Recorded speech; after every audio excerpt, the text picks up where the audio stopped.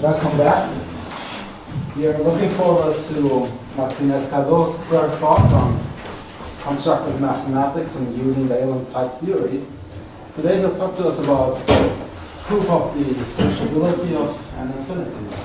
Yeah, that'll be the first part of the talk. Thank you. Okay, so just quickly remind you the definitions.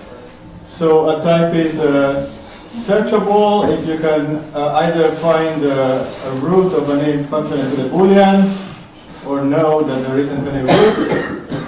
For x equals n, this is LPO. But we actually found it more convenient to work with selection functions because it's easier to calculate with them. So a selection function for a type x is a functional that takes a Boolean valued predicate and then chooses an element of x.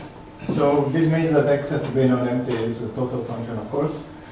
And it has to satisfy that if p of the chosen thing is 1, then p of everything is 1. Okay, so that's what the selection function is. And then it's having a selection function is equivalent to the searchability condition, and this is because we are using sigma, not exists here, not truncated sigma. So there is no issue with choice.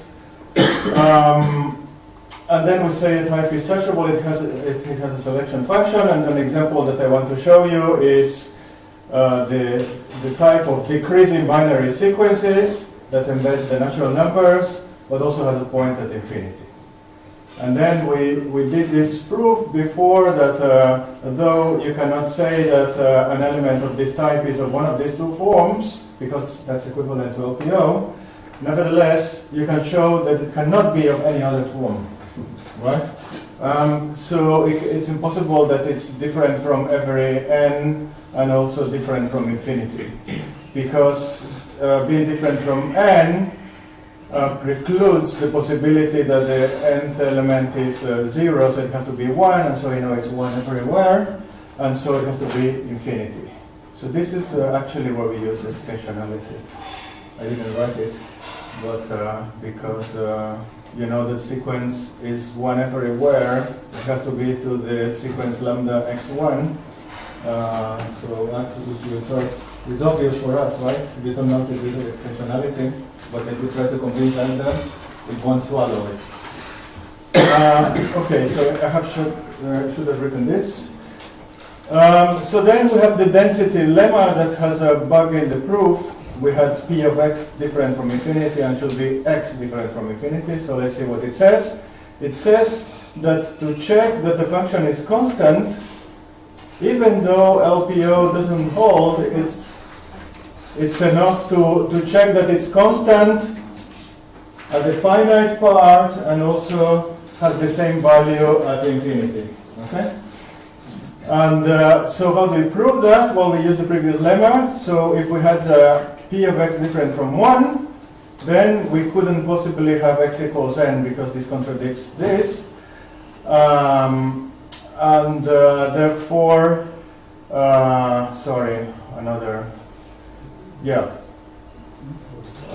therefore, blah, blah, blah, what did I say here? Yeah. Did I have a different mistake this time? No, let's see if I understand my proof. So if we had p of x different from 1, then we cannot have x equals n, because if we had x equals n, then we would have p of x equals 1, and that's impossible. Therefore, we know that x of n is different from n. But then, what did I do here? Equal. Equal. Yeah, sorry. I'll have to fix this for the third time. It's the second time. Yeah, so cannot do proofs without Agda anyway.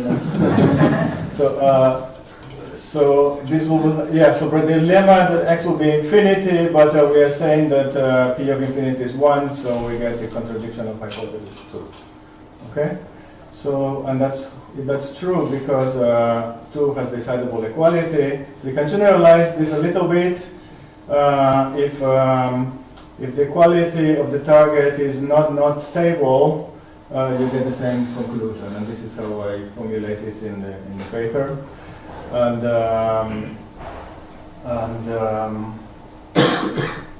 Yeah, and what you need also is the following.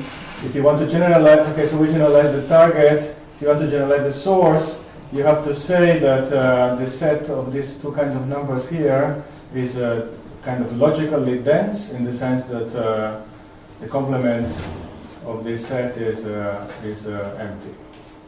As I said, the reals, for example, the reals that are less than 0 or 0 bigger than 0 have an empty complement, and so to check that the function is constant in a metric space, it's okay because the quality is not stable. So this is more general than this particular case, so it's a very general phenomenon. Okay. So now there are two parts to the proof. In one part of the proof we construct the witness, and then all the other steps is to show that this works. So let me write the definition so that you remember it in the previous slides. So E of P of I equals P0 minimum, Py minimum, P2 minimum, Pi. No, Pi, yes. Okay, so then it's easy to see that, but you have to think actually, so if you do in actually you write a few lines. So that if it happens that P gives you N, then, so that will mean that this minimum at some point becomes 0, because N is represented by the sequence with one ends and then a 0 in position N, because we count from 0, and then in the other positions 2.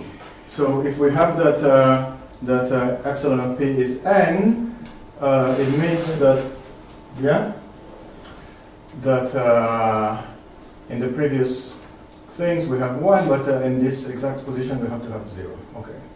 The other one is that if E of epsilon of P is infinity, then all the minimums have to be 1, which means that all the values of P have to be 1 as well, which means that this sequence is constantly 1, and then if you're given any n, P of n cannot be 0, because if it were 0, then the minimum would not be 1, and so that's what you have. So maybe I should write this because I'm going to use it several times. So 0, if for every n epsilon of P is n, then P of n equals 0, and 1 is if epsilon of P is infinity, then for all n, P of n equals 1. Okay? And what we need to show is that if the value chosen by the selection function makes P 1, then every value of P is 1. But we are going to do this in several steps. It was complicated to get these steps to work. There's a simple proof that this epsilon of P works using LPO. Actually. So, okay, so if the value of P at the selected value is 1, then epsilon of P has to be different from n. And why is that? We know this, which is 0, I believe, yes. And, but if we actually had that this is equal to n, then the hypothesis of substituting here gives you P of n equals 1, which contradicts this, okay? Okay, so now we're going to prove something separate, so that if the value of the same hypothesis, there's a bug in the proof. So if there is if P has value 1 at the selected value, then epsilon of P is infinity. Let's see how this is true. We use this claim here now, and the previous lemma that says this condition, which is the second, where is it? Let me see. You use claim 0, and then the previous lemma that tells you this, yes? Yes, it has to be infinity. So that's immediate, once you see it. And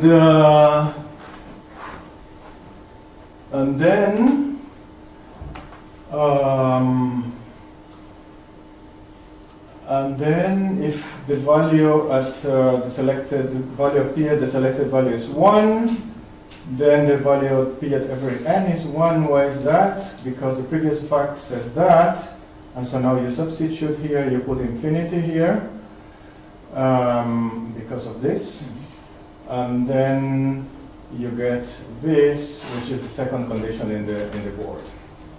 Yeah? And then this is the claims we proved, the 1 and 2. And now if P of epsilon of 1 is 1, then P of infinity is 1, and that's because if P of epsilon of P is 1, then epsilon of P is infinity, and so we substitute infinity here, and we get 1. Sorry, here, yes, yeah, here. So we substitute infinity here, this 1 that you get here, and you get P of infinity. So it's not function extensionality. I should have deleted this. The only function extensionalities is when you claim that something is equal to infinity. Okay, this is the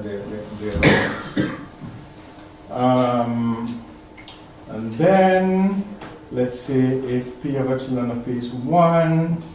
Then for every x, oh yes, because we have this condition and this condition, and the density lemma says it's enough to check the finite values and the infinite value. Okay, so that's the proof. It was very hard for me. I actually did this proof in an airport in Germany.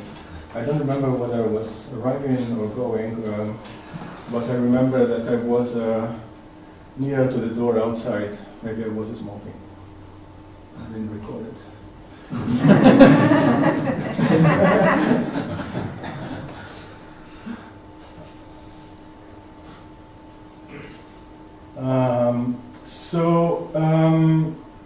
Yes. I will tell you how I came to this and then relate it to what we said in the other talk.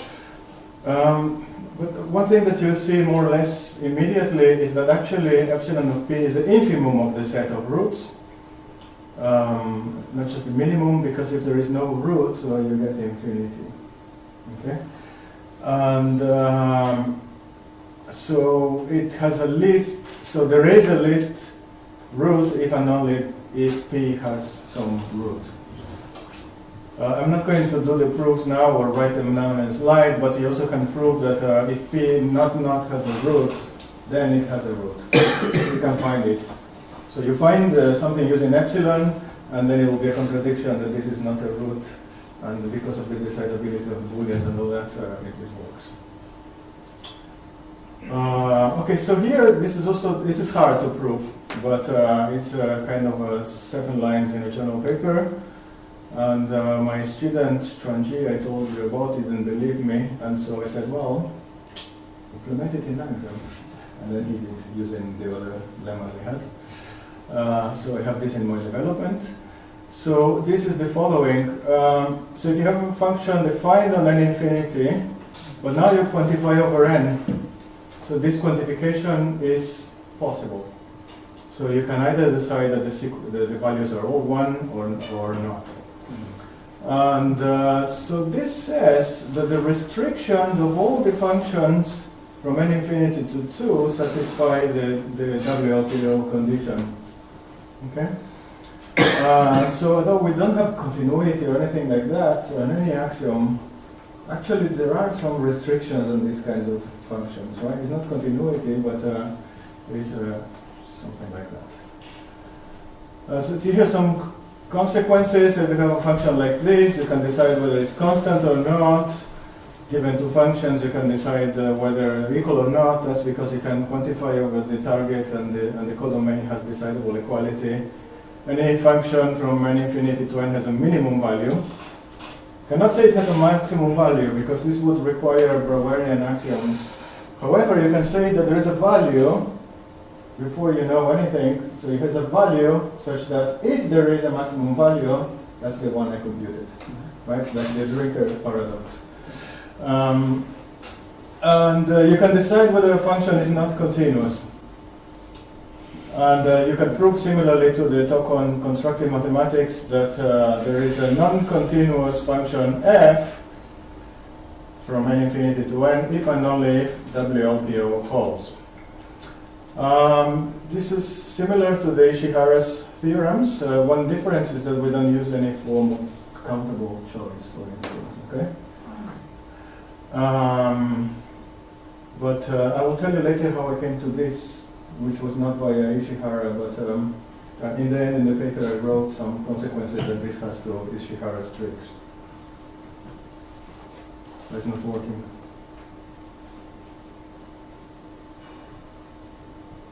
Have it run out of battery?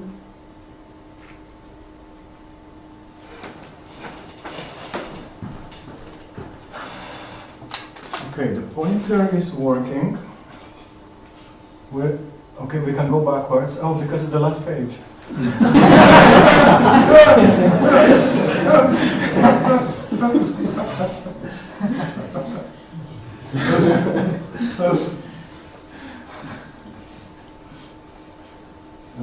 I want to find two things, so bear with me. Okay, this one.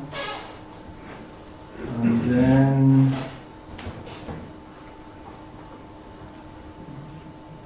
I want to put some things on injective spaces in Agda here for later.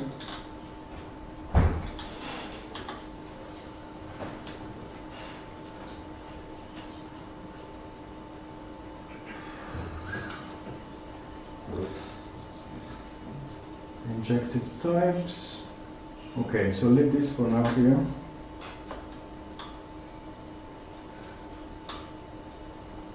What happened to my file?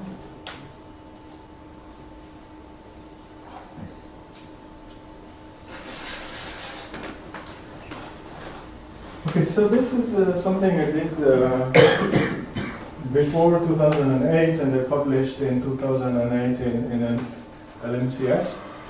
So at that time, I was, in this particular paper, I was not looking at constructive mathematics, I was looking at computability theory. So it's another part of my brain. So I was looking at the clinic Kreisel spaces. And I was looking at what is computable with them. It was partly inspired by, if you know it, by Berger's functional that computes the modulus of uniform continuity. And I wanted to understand which spaces are searchable, which subspaces of these clinic-ideal spaces are searchable. I will tell you in a minute what these spaces are, but it turns out that they are precisely the computable images of the Cantor space.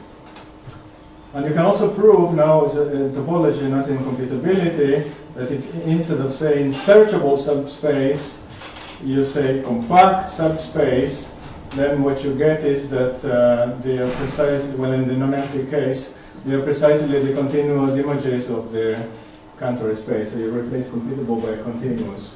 So in a way, in this realm of computability theory, searchable set is the analog of, is the effective version of a compact set. So there are many ways in which you can define these spaces. Already Kleene and Kreisel had two different ways in the 50s. Maybe I don't have time to tell you what they were, but one way, I think Helmut is here, so he can clarify if I make a mistake. I think Uri Berger studied them via domains, but maybe Yashov before did that. I think Helmut has left it, or maybe wanted to leave. But I think in the 70s in Russia, in Siberia, this was a characterization.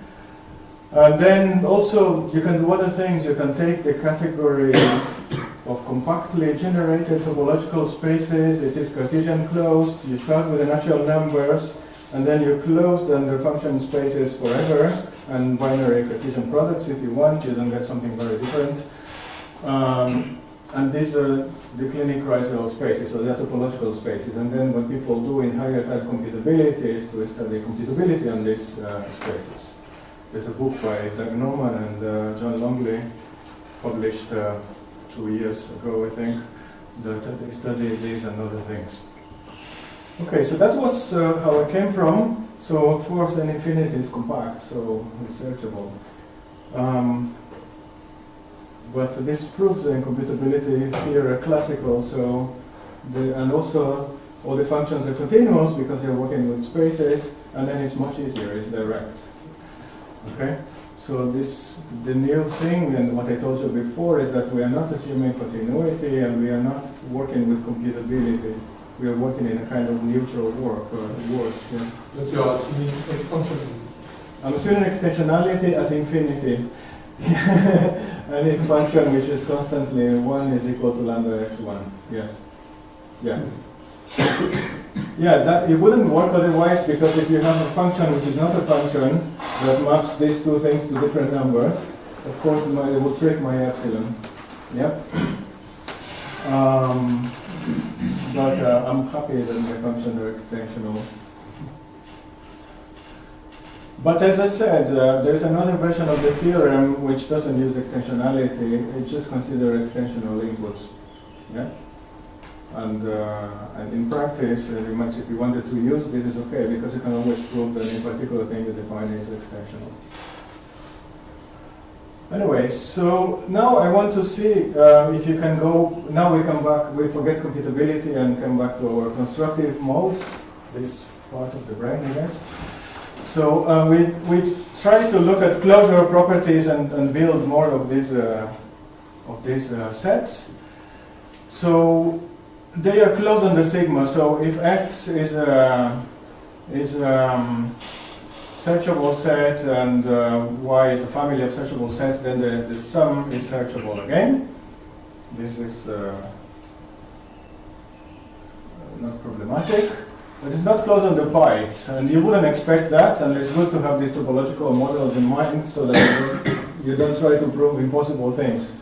For example, if it were closed under pi, then the function space from n infinity to 2 would be omniscient, but however, this is not a compact space. In fact, it's a theorem, a not difficult theorem in topology, that if you have a compact space and a discrete space, and then you take the function space, then the function space will be discrete, and will be an infinite discrete space, but there are no infinite discrete spaces. Okay, so it cannot be searchable.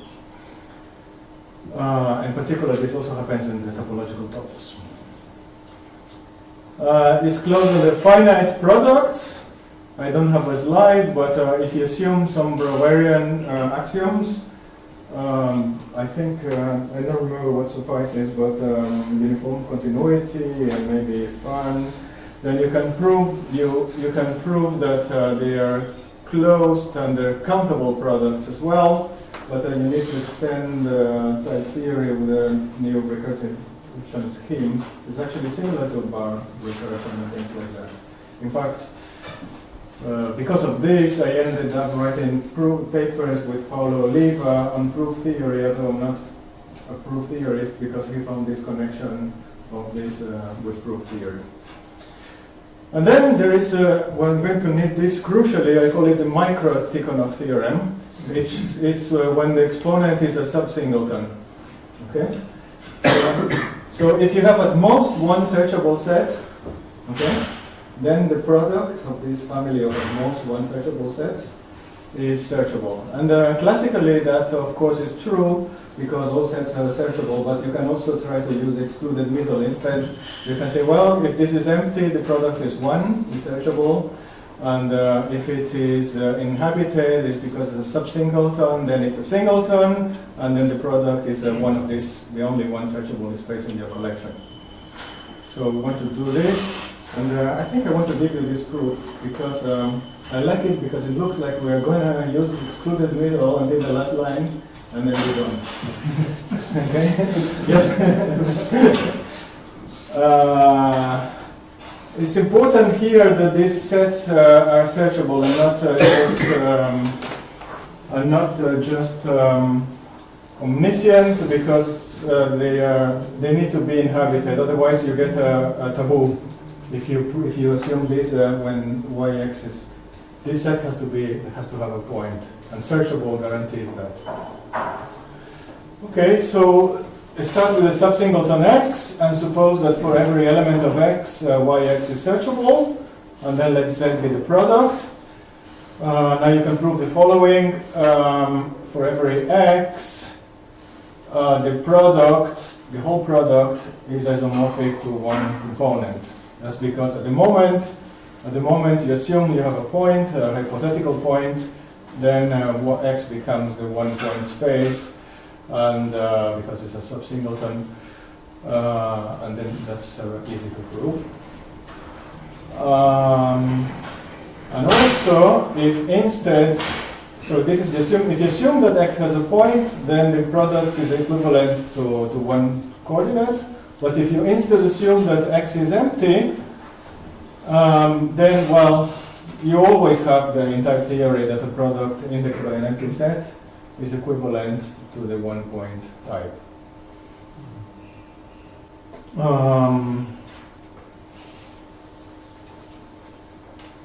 Okay, so now we want to define a predicate on this type, and so this type is claimed to be searchable. So we want now to show it's searchable. So we need to construct the value of the universal witness. Shall I write the definition of searchable?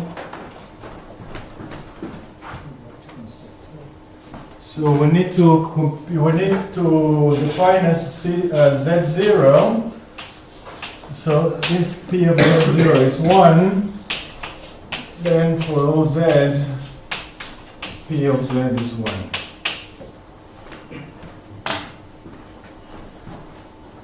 That will be the value of the selection function.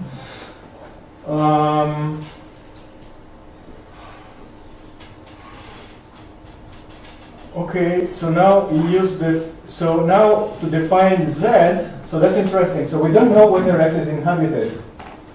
It may or may not be.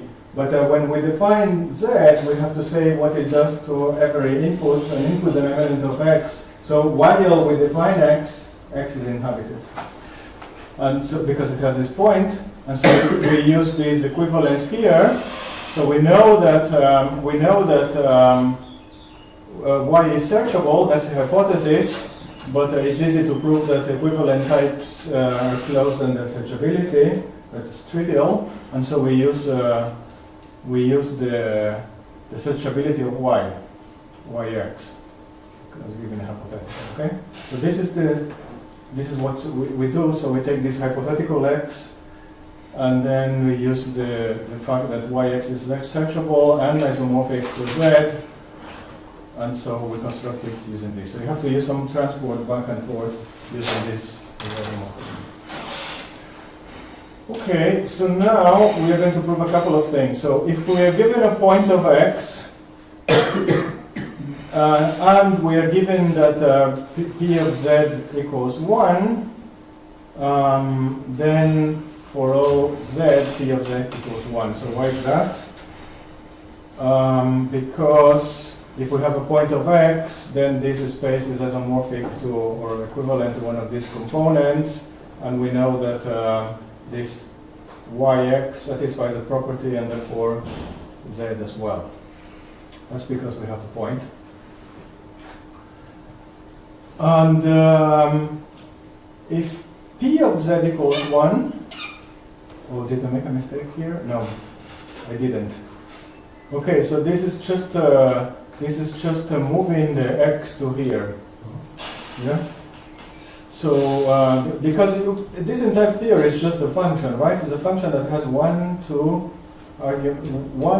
3 arguments, and here we just call the function with 1, 2, 3 arguments swapped, and that's okay because x doesn't depend on anything before, so we can put. And also we're not saying which point of x we have, so we can put it here. So this is fine. And okay, so the third line is that if P of Z equals 1, then for all Z, P of Z equals 0 implies that x equals 0, and that's because, and now I don't know why it is. Contraposition. Oh yes, so we do the contrapositive of this. So if this, then this. Therefore, if I have the negation of this, then the negation of that. You're right. Okay, so that was the case 1. When x is inhabited, you have that. And the second case is if x is empty and you are satisfied by one of the elements, then you have that this is true for every z. And why is that? Because we know that if x is empty, implies that z is a one-point space, and we know that it holds for one element, and so it holds for all elements. So we're done, right? We use excluded middle, and then we get the conclusion we want. So what do you do next? So now first we shift, yeah, to inside like we did here, and then we compose, as you said. Very good. So we have this implies this, and this implies this, and therefore this implies that, right? So you get for all z, if P of z is 0, then P of z equals 1, so we prove that. And therefore, by using induction on the Booleans, P of z equals 1 for every 1. Right? You have to check it for 0 and for 1.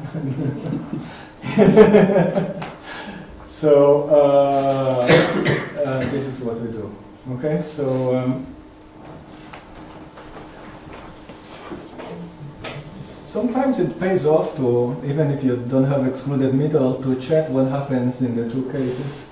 You may be able to combine them. Yes. Okay, so this is just for amusement. We can consider the truncated version of LPO. You just truncate the sigma, and you can prove it's logically equivalent to LPO, although not equivalent in the sense of a univalent type theory, but it's logically equivalent. Now the claim is that this type is searchable. Well, this is a subsingleton because we consider the truncated version, and this is a family of searchable types, even though it doesn't look like it, indexed by a subsingleton. Why is it a family of searchable types? Because whenever we pick something here and you look at what we get, it's searchable, because that was the assumption, right?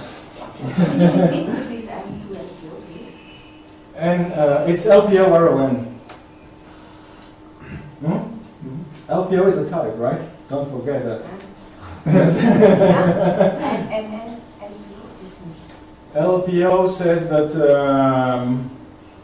I'm not going to go back because it's going to take a long time. It says that for every Boolean sequence, either you have a root or you don't. It says that n is searchable. Yeah? So LPO says that n is searchable. So for any point of this space here, the resulting space is searchable because that's the hypothesis. Now, LPO is undecided in type theory, so you cannot prove it or disprove it. If it's empty, then this function space is the one-point type, it's fine, it's searchable. If it's non-empty, then it's a singleton, so this space is searchable. That's fine, because you're saying that if LPO holds, then LPO holds. Yeah, but we can prove it without excluded middle. So whatever this space is, it is searchable. Yes. I don't have any application of that. Probably never will, but I found it amusing. Yeah.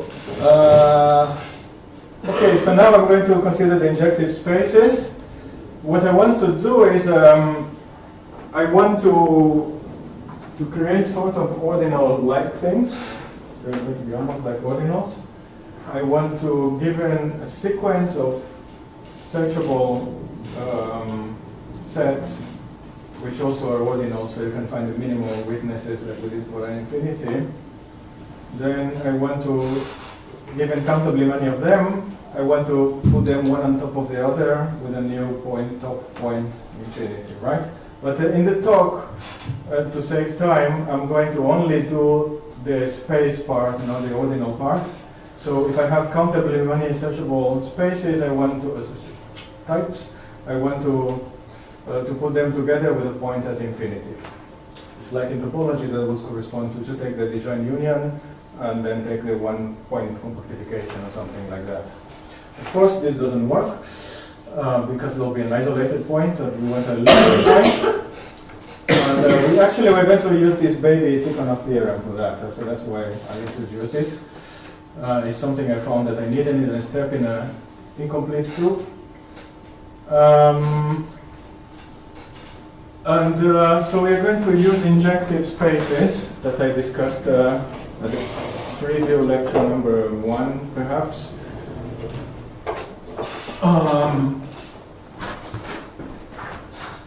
So which space is injective here? For U. Okay, so first we're going to do it for U only. So if you have a U here, and if you have an embedding of 2 types, and if you have a family, I'm going to call it X, then I can extend it to another family B here.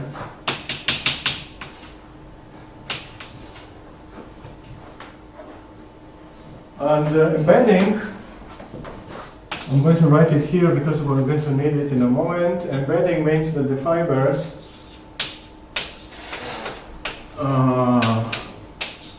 so sigma A in A such that f of A equals B are singletons. Sub-singletons, sorry. Singletons is equivalence and sub-singleton is embedding. So the fiber has at most one element. So for every element here, there is at most one element coming from here. You have to say that this whole type is a sub-singleton rather than saying that there is a unique A, because the unique A would be that the map is left cancelable, but this is not enough for types which are not sets. If you're considering only types that are sets, that's fine. And we're going to do this in 2 ways. One is going to use pi. So let's see if you can read the formula in the slide following this diagram. So, which is actually what many injectivity results do. So you want to define the value of y at some b. So you pull it back and then apply the value of x here. Right? So that's what you do. But then you have to do this for every element of the inverse image. So this can be empty. We have one element is sub-singleton. So you can take I call it the intersection. It's a pi actually. So you look at B. So now this is not quite in A, the fiber, because it's a sigma type. But so you take the first projection, and then you take the product of all those. So there is at most one. And this is where baby Tikhonov will be later applied. It's not needed here because we're not considering searchable types yet. But maybe I can tell you what's going to happen. We start with a family of searchable types, and then we will have a product of a family of searchable types indexed by a subsingleton. And then it will be searchable. And one example would be, we're going to take this embedding A is n, and B is n infinity. And so there will be only one new point. So the surprising thing is that you can extend the function to infinity without using LPO or WLPO, because you have a uniform formula. And also that if all the types in this family are searchable, then this thing is also searchable. You can massage this formula a little bit and you get something like this. That's perhaps more intuitive. But actually this is more intuitive, but is a red herring. So my first proof I did in type theory in ACTA was using this. But actually it gets quite complicated. When you do it using this formulation, it gets really simple, like 30 lines or more and 3 lines. Yeah, and also, yeah, because then you know that this is a subsingleton, and then things just work. There's also a minimal extension that instead of you taking the pi, you take the sigma, and this extension is there, but it is not the one we need. So this is going to have bad properties with respect to searchability. Okay, so this is what you get. Let's see.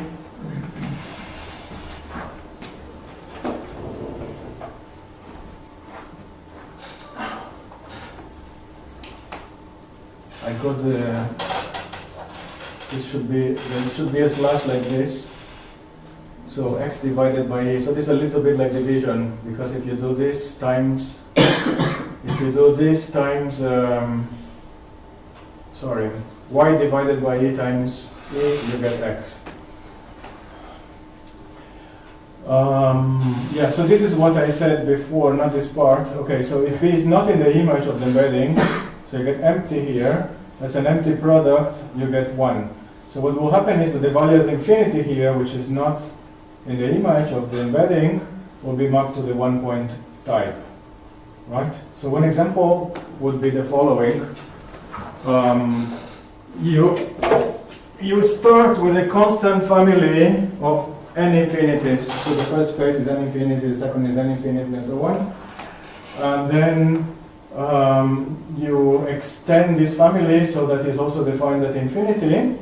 And now we can take the sum, because we have proved that the sum of searchable sets indexed by a searchable index set is searchable, and by micro Tikhonov, we are guaranteed that this product here gives us a searchable space. So this is why I needed to use the injective spaces. Yeah, and you can repeat this, and how far you can go depends on how large ordinals you can define in your particular MLTT, because you need these ordinals to iterate this. What I did was, given these Brouwer ordinals, or Hilbert ordinals, I constructed in parallel the 2 hierarchies. One as the usual discrete ordinals, so the decidable equality, as ordered subsets, ordered discrete sets, that, and then in parallel constructing this with this construction, so I can embed one into the other. It's a bit like, in the first stage it looks like this. So you have n plus 1 embeds into n infinity, and then you give the ordering so that this becomes omega, and but you keep doing this all the way through and so you have 2 versions, the discrete and the other one, and this is an embedding in all levels, and the complement of this embedding is empty, but this is not an equivalence. And what you have is here, and of course you have the usual induction principle for ordinals, but here you get restricted one, that it is only decidable subsets which have, that whenever they are inhabited, they have the least inhabitant.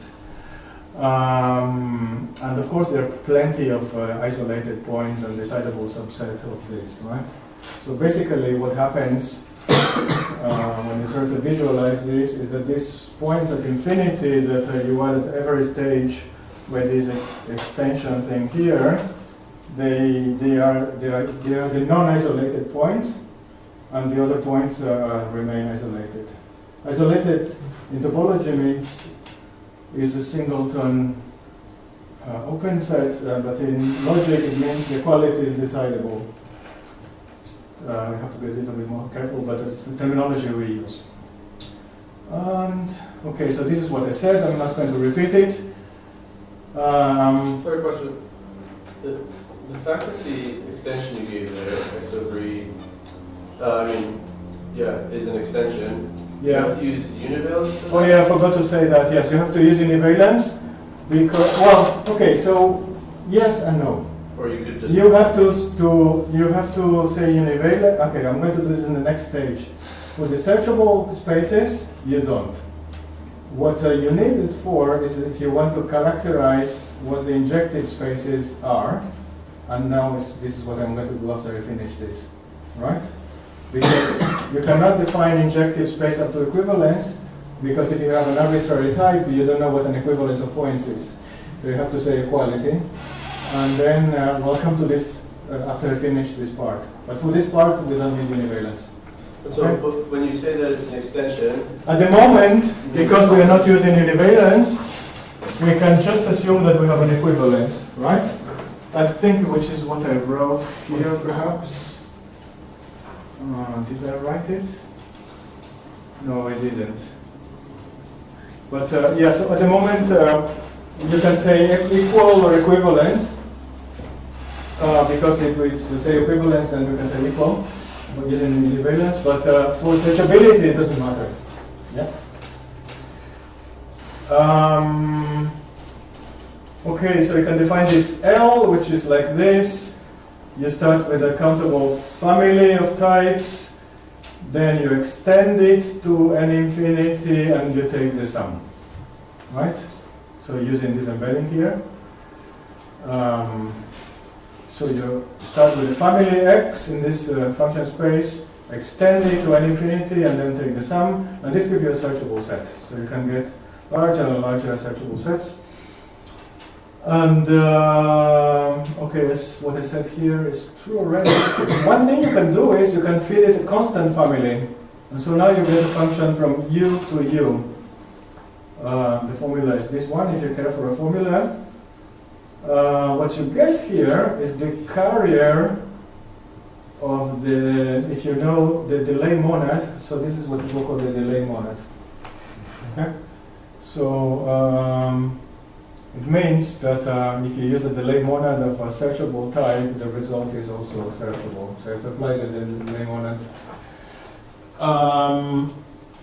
Okay, so I have 10 minutes. I wanted to tell you about injectivity and about logic.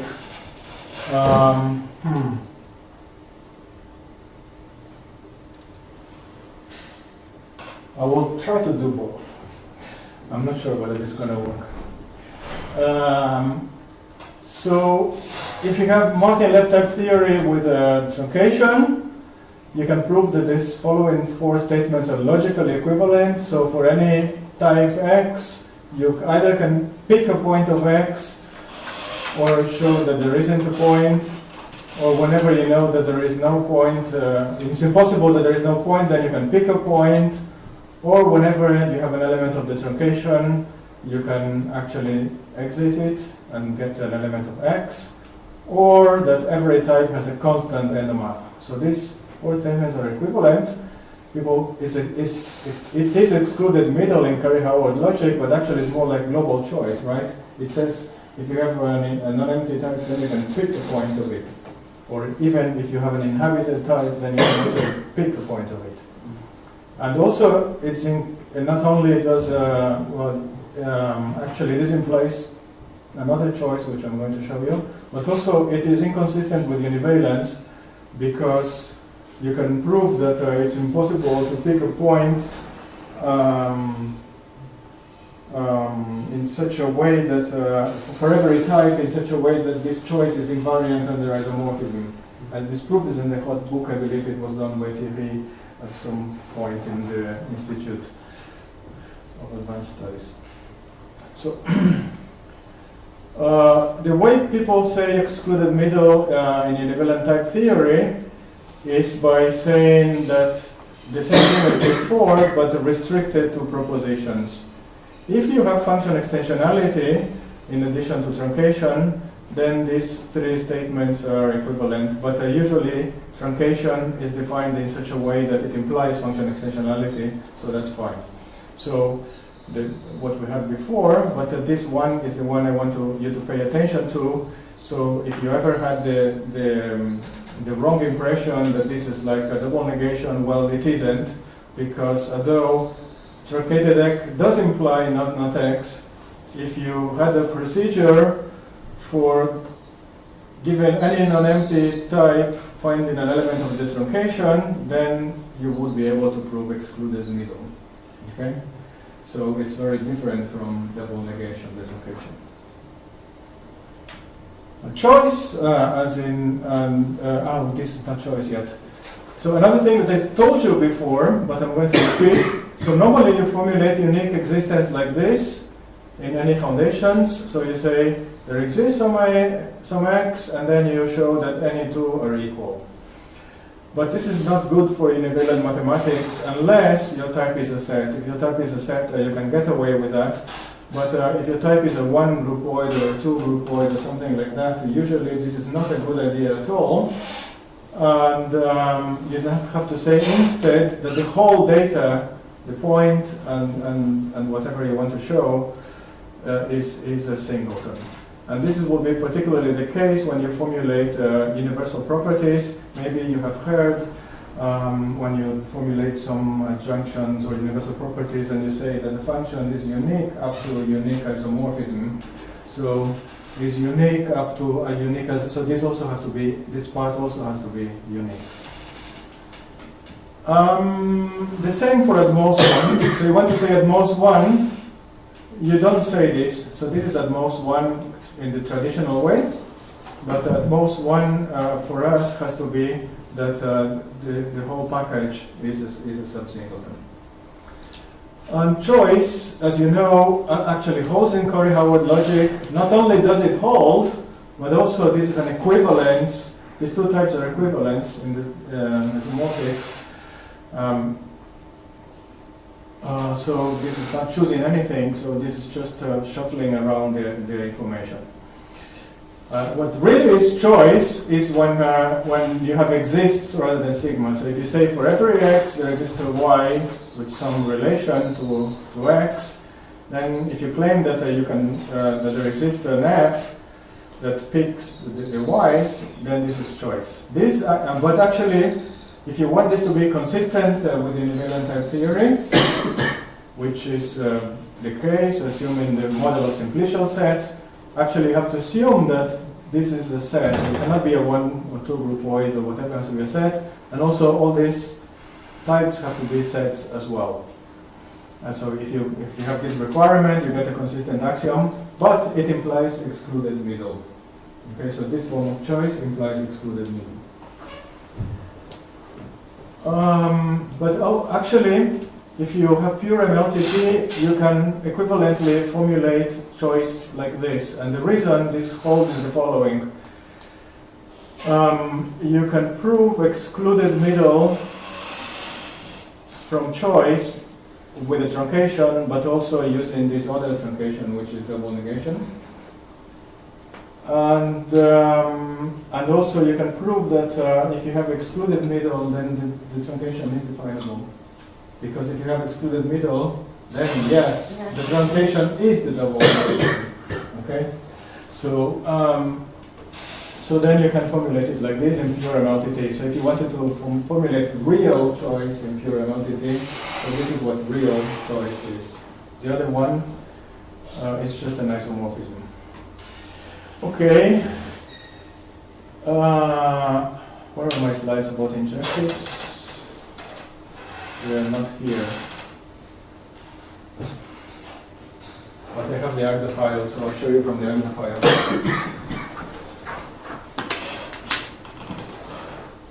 I have 3 minutes, no, 2 minutes and a half.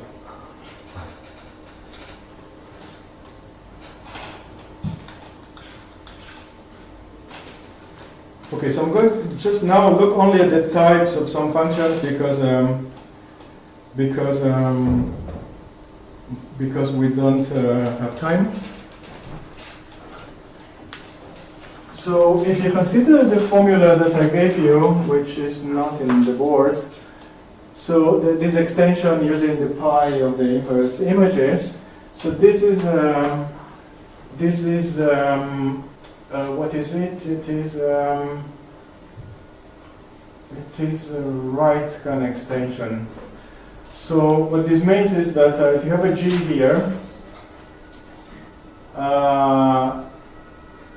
then it is smaller than this. So think in terms of order. So a G is smaller than this, if and only if the composite with G is smaller than F. But instead of saying smaller, you say a natural transformation. So what is a natural transformation? It is just a function, it's a pointwise function. So this, we have two families, so you have a pointwise family. So let's see, there's no way to go down here.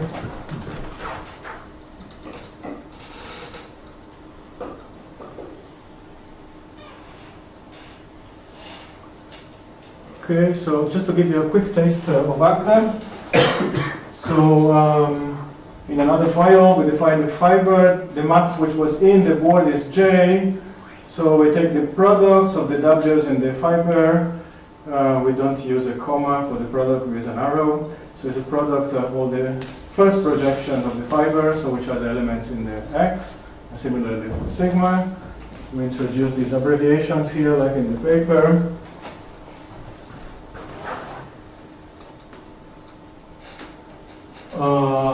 So if J is an embedding, this is defined in another file what it means for it to be, then this is saying that this is smaller than that. So the one with sigma is smaller than this one, so you have a natural transformation going from one family to the other family. And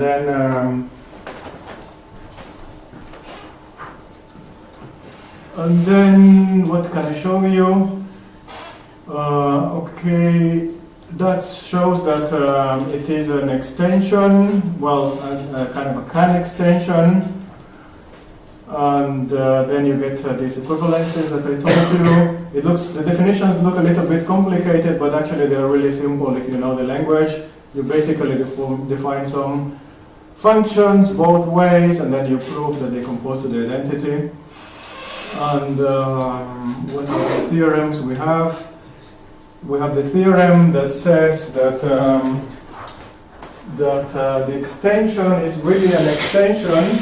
So if you have, if you consider the extension and apply it to an element of the image of the embedding, this is the same as doing f of x. And now these are types, so which, as you said before, we prove that they are equivalents.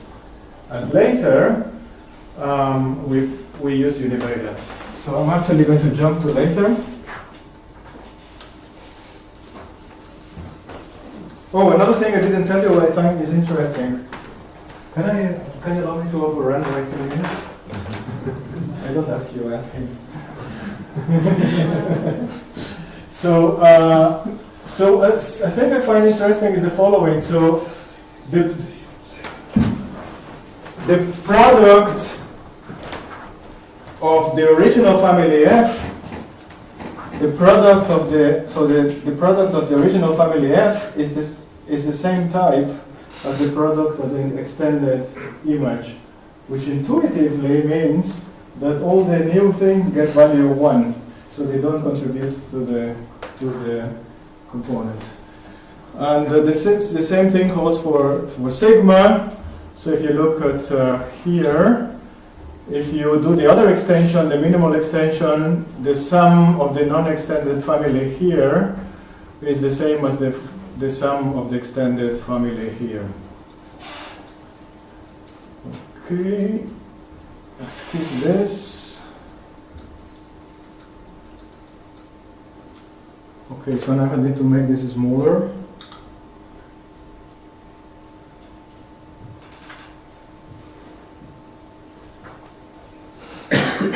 So here, you say, okay, so here we use the universe juggling, so Millie wanted to see about universes. So here you have universes. So you're going to have three universes, U, V, and W.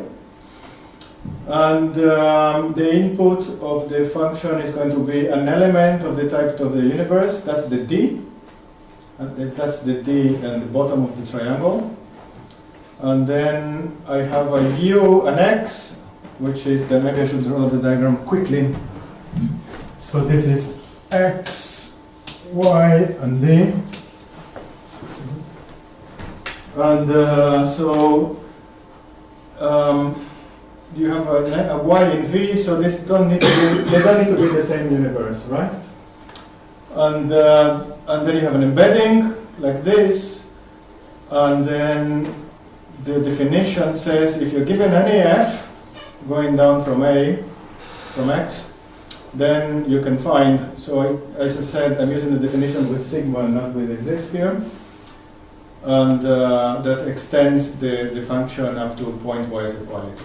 Then, of course, as you said earlier, if I want to show that the previous construction says that the universes are injective, I need to use univalence to convert these equivalents into this. And notice that in my development, I don't postulate univalence, but also always use it as an assumption.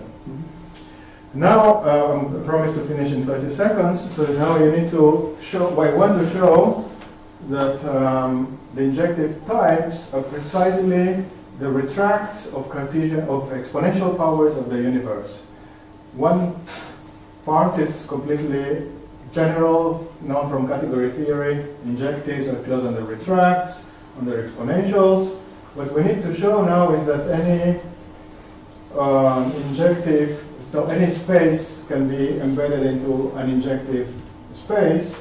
And for this, we use the identity type, and this is what I'm going to finish without the proof.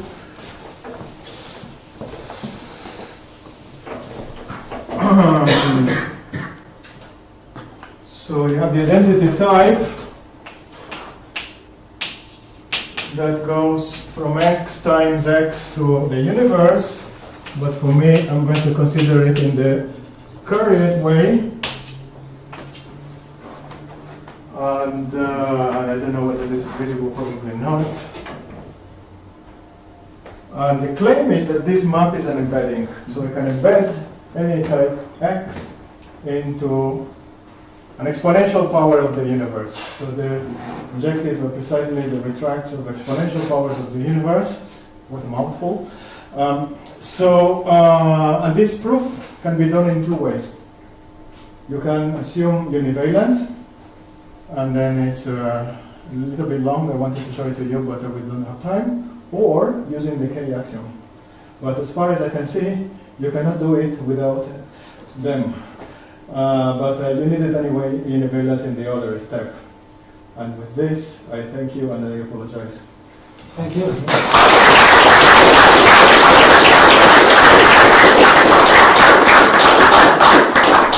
I imagine there might be questions.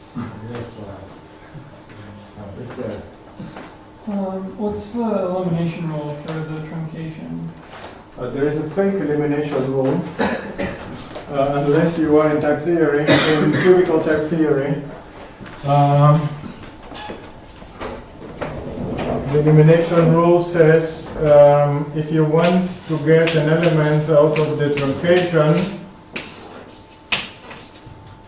first of all, you have to make sure that P is a proposition, and secondly, you must supply a function from x to P. Now, I say this is a fake elimination rule because I'm not giving you definitional equalities for it.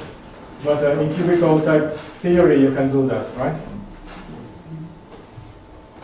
But in multi-left type theory, there isn't enough machinery to talk about this.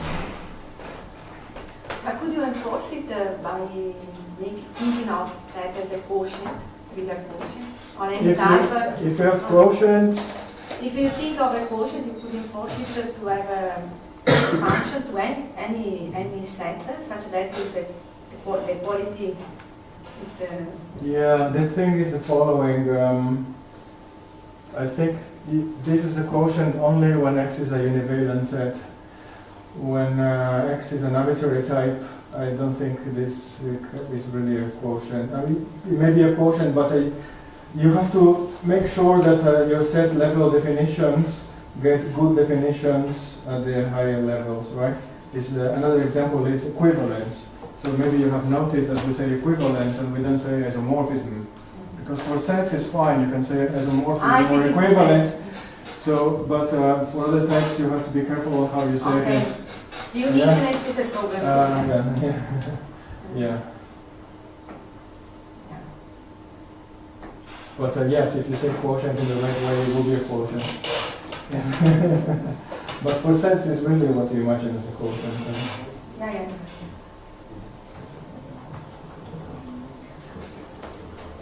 You mentioned that you always state the univalence as a next-built assumption. Yeah. But do you say you postulated and put it as an assumption? So if I postulate what? you say you postulate univalence and then also as an assumption like there is univalent to, or is it? Okay, so this theorem, for instance, says if you give if you're in any universe U and you have that U is univalent, then okay, so here is too big. Some results disappeared here. Okay, so this is a bit difficult for me to do. Oh no, it's okay. Then this type here is injective. So the other ones are the implicit parameters. This is just telling where this is happening. So this is saying if U is univalent, then U is injective. Yeah. And then the other one, if you want to just read the statement, is saying, okay, so now it gets scary. You have 4 universes. Just because just to be general, you put everything in a different universe, and for the future, when you use it, you don't know where it's going to be. So D is in U, and D prime is in V, and then D is injective. Ignore the implicit arguments here. And D prime is a retract of D. Then D prime is injective. So this is what it's saying.